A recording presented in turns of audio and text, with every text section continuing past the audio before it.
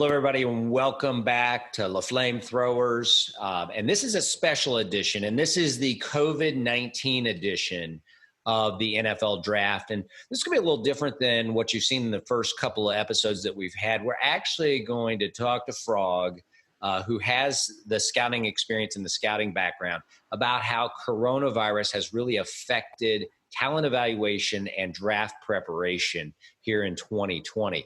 So, Frog, I'll start out. What changed with coronavirus as opposed to a normal year when it comes to scouting these players? So the whole pro day aspect. So it used to be, and I was fortunate enough, to work the combine, and then literally right after the combine, every state turned into social distancing, can't have groups, and thus there weren't a lot of pro days, and then you weren't able to bring players in. So that part really rocked the world of the month of March and very early April to where you couldn't get another look-see of players, or you couldn't have your position coaches, coordinators, and so on see these guys work out live physically in front of you. So that part is the adjustment. But I hate to say it, and a positive is there isn't a football game played, an actual football game played in the March or April.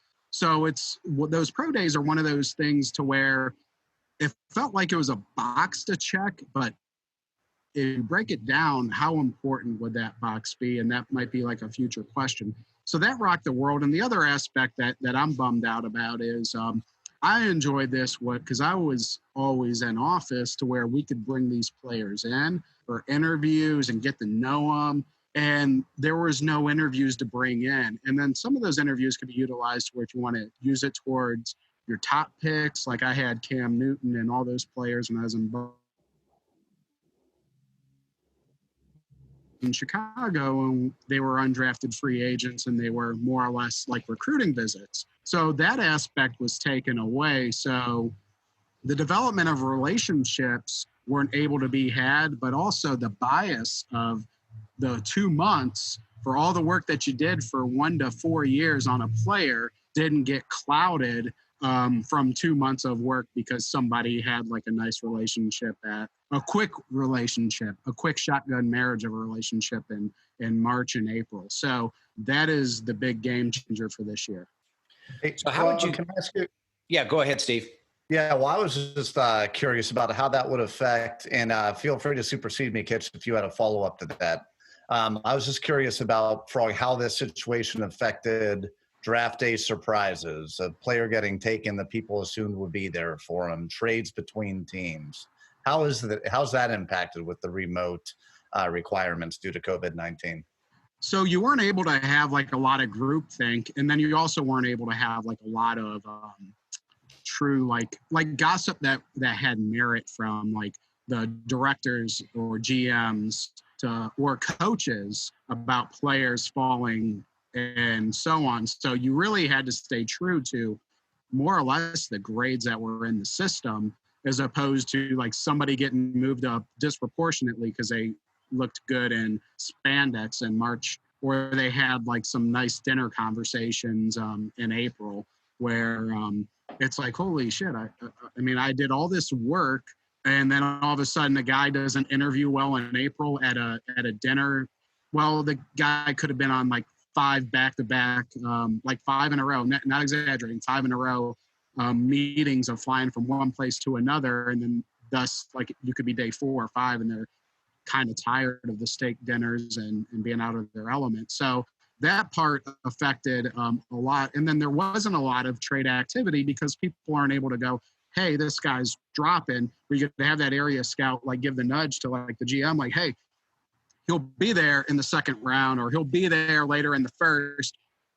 You can just to let them know they'll be there, and then people aren't able to work the phones to drop back, gain some more draft picks, and then be able to get the same player that they wanted, but a little bit later, but then pick up maybe a third and a fourth, or a future second, or a future third, or whatever it may be. So that part was very much so affecting. That's a great question. So, Frog, do you think that do you see a different dynamic taking place on draft night now than what you would see in a typical draft year? Yeah, so draft night in the past, and it depended upon the organization. Some organizations, it was like very, maybe head coach, but let's just say GM, head coach, owner, definitely owner, and it could be that closed-circuited. And other places, which was pretty cool, they treated it like a celebration. Like, hey, not only is everyone in there, but if you want to bring someone, they can come in. It was like a celebration for your hard work over the year. It was just like you did your work through the year. Let's go ahead and all enjoy this together. And then you had a lot of scouts that were in there. Like they got to feel like they were part of the team because they literally work by themselves throughout the football season, and they don't get a lot of opportunities to feel like they're part of the team. Get to talk to those coaches personally, get to talk to, the higher ups, get to talk to the even owner, like all those things. Like, it's a bummer they didn't get to experience that, but at the same time though, you didn't get to have those things clouded. Now, again, there were some coaches, or not coaches, there's some organizations where it's very tight-knit. Like Indianapolis with Polian only had a few people in the draft room. Belichick only has a few people in the draft room. But when you would have the scouts at least around, even if they're not in the draft room, they could feel like somewhat part of it. Right now, they are unfortunately on the outside looking in for all their work putting in, and that part's a different dynamic. So, Frog, I've got a question about that. You mentioned that you could often bring guests in as kind of a reward for all the hard work you've done. You were a scout in the NFL for a long time, and we've known each other for a lot of years, and I never got an invite to join you for any of these drafts. And I'm just curious, and I appreciate the fact that you're a young single man, you don't have a wife and kids that would be the obligatory guests and attendees. I'm hoping you can regale us. Did you ever bring a guest to the war room for a draft, or did you always go solo? I love it. So in Charlie Cassie, who is just such an amazing person. And he did this when he was at Washington also. So where he was, I remember as an intern. So I remember laying out chairs all around the draft room, and our draft room was huge because we were a new organization, and he got to basically build the building on how he wanted it for football. And if you would have came down to Houston, not only would you have had a chair, I would have fed you. But that's all you needed to tell me. I would have been there. I got to admit, I was at first a little shocked when I heard about that. Yeah. And then I saw it with my own eyes of people coming in, I'm not kidding you. Some people did bring dates that weren't scouts. They were just other people in the organization. And it's so funny, and it's so true a little bit with fans. First round, that room was filled. It was standing room only. Every owner, because there's a bunch of minority owners with the Houston Texans, was there. And I'm not kidding. People brought dates, and it was. I thought it was a little bizarre. And now I look back, I think it.